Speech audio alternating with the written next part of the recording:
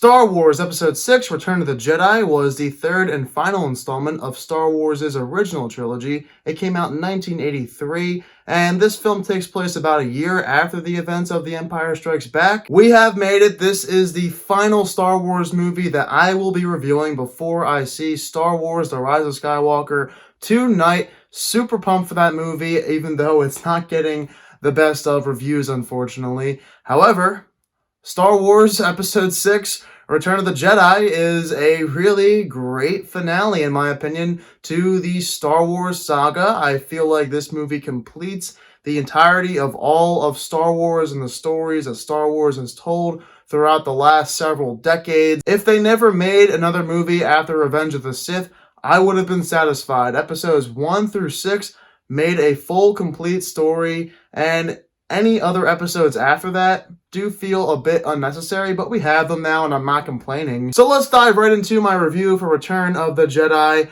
I originally thought I would have not much to say about this movie, considering the plot is pretty straightforward, but now I have about 2 pages worth of notes, which really came to my surprise. This movie does have a lot going on despite not having that many set pieces. The main chunk of this movie opens on Tatooine, where C-3PO and R2-D2 are heading to Jabba's palace, where this begins a whole 30-minute segment where our main heroes are trying to rescue Han Solo from Jabba the Hutt. I find this opening very well done. I like how every single hero comes in one by one. First, you start out with the droids, then Chewbacca and Leia. Lando is already in there, and then finally, of course, Luke comes in to save the day. I also love the villain Jabba the Hutt. He's ruthless, he doesn't care about anybody but himself, and he's overly confident despite the fact that the odds might not be in his favor when Luke Skywalker shows up. Before Luke even shows up, though, Leia does free Han from the carbonite. Jabba, of course, was at the bottom of it the entire time, and they are all captured by Jabba once again. The plan seems like it's not going to work out until Luke shows up. When Luke does show up, this is easily the coolest version we've gotten of Luke so far. Now he is a Jedi Knight, and he's pretty much indestructible when he walks right into this palace. And I also love the Rancor scene when Jabba drops Luke down to the Rancor's cell, and you wonder, how is Luke going to get out of this? And of course he does, but it's a frightening scene, and it's a well done scene. So Jabba's like, well, it's going to be really hard to kill you unless we drop you down into the Sarlacc pit. And the Sarlacc pit scene is maybe one of the best top 5 scenes in all of Star Wars.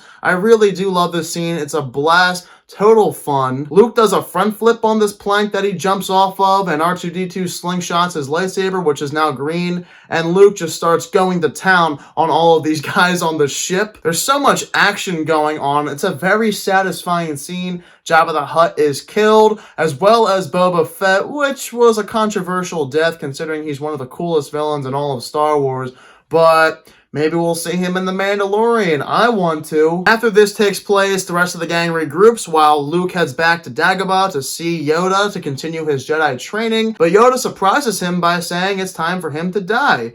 And it's a beautiful death in my opinion. Yoda went off in a perfect fashion. But then there's something really weird that takes place in this scene.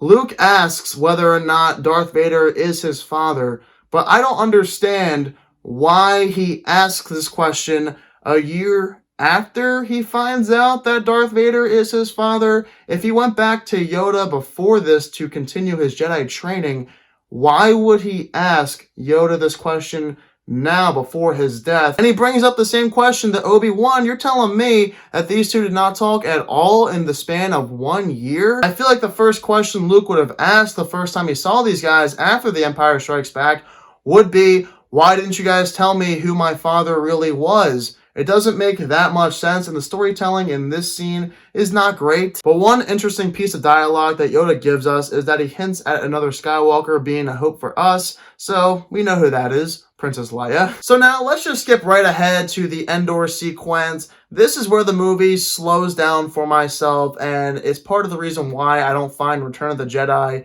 as good as episodes 4 and 5. Does not mean this movie is not good, because Return of the Jedi is a fantastic movie. But Endor it could have been used in a different fashion. We also get Darth Sidious's introduction in Return of the Jedi, and I love his introduction here. He's very mysterious, but at the same time, you can tell this guy is evil and powerful, and his intentions do not include keeping Darth Vader alive. He is after Luke. Now going back to Endor, one of the first things that happens is a speeder chase, and the green screen doesn't hold up too well in this scene. Just like a lot of scenes in Return of the Jedi, the green screen here and there looks awfully fake, kind of like in the prequels many times. And after this happens, we are introduced to the one and only Ewok tribe.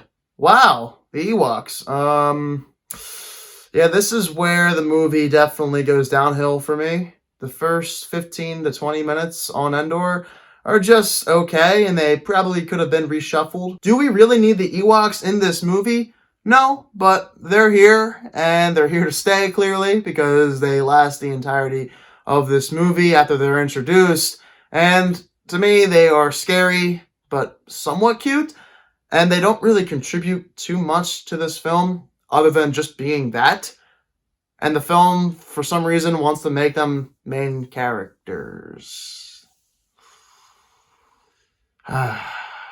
As the rebellion prepares for battle on Endor against the Empire, Luke decides to meet with Darth Vader, who then takes him up to the Death Star to meet Emperor Palpatine, or in this film, Darth Sidious. One thing I never realized in this movie is when Darth Sidious and Luke first meet each other, I swear to God, Darth Sidious keeps saying the same thing, and he says it about 3 times, where he's like, "Look, Luke, see?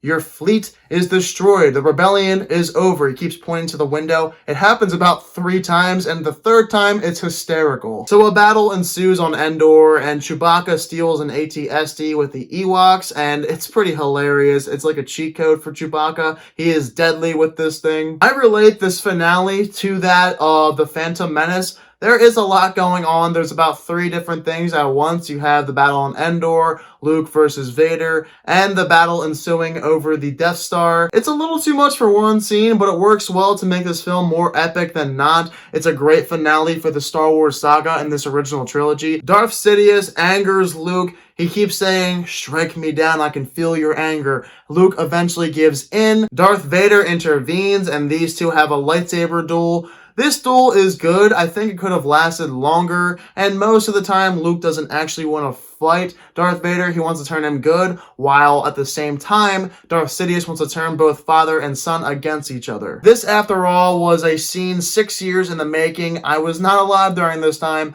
but I can imagine being a little frustrated knowing that this lightsaber duel is not as good as the Empire Strikes Back duel between Luke and Darth Vader. Nevertheless, it's more about the dialogue and storytelling compared to that of the duel itself. Luke gets furious and snaps when Darth Vader says, "Maybe if you don't turn to the dark side, I can turn your twin sister." Luke cuts off Darth Vader's arm because of how angry he is by these words, and Darth Sidious tries once more to turn Luke to the dark side, and he says, "Nope." So Darth Sidious tries to electrocute Luke to death, but then Darth Vader is redeemed because he picks up Palpatine and throws him over the edge, where he is blown to smithereens, or so we thought, because of the rise of Skywalker.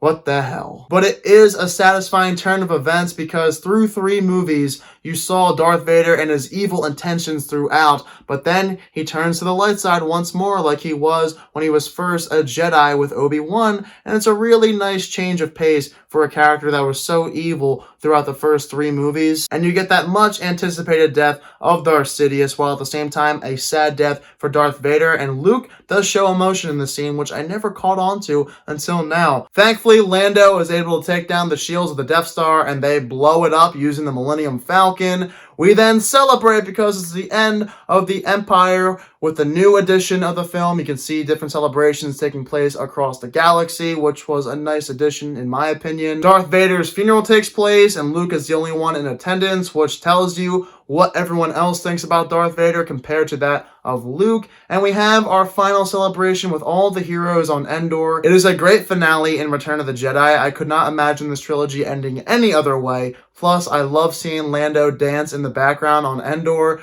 It's pretty funny, and this ending is phenomenal. So those are my thoughts on Return of the Jedi, a movie that I think is still a classic, despite not being quite as good as the first 2. Yes, we do have Great scenes such as the opening, the Sarlacc pit, the finale is phenomenal, but the middle of this movie could have been written a bit differently. Do we really need the Ewoks? The movie is slower during these scenes. There are a couple of odd instances that just don't make sense coming from some characters, but in general, Return of the Jedi is a classic. It perfectly ends this trilogy, and in my opinion, the Star Wars original trilogy is the greatest trilogy ever made. I'm giving Star Wars Episode 6, Return of the Jedi, a 95%. Not as perfect as the first two, but this movie still is up there for one of my all-time favorite movies, definitely in the top 10. I absolutely adore Return of the Jedi. It is a great finale, and it ends one of the greatest sagas ever. But of course, once again, I want to hear your guys' thoughts. How do you feel about Return of the Jedi? Do you think it's the worst of the three in the original trilogy, or do you think it's the best? Let me know down below. And obviously, next up, I'm reviewing Star Wars The Rise of Skywalker. That review should come out tomorrow, so get excited for that. If you're new to my channel, click the subscribe button and give this video a thumbs up if you enjoyed it. Thank you all so much for watching this video, and I hope you all have a fantastic day.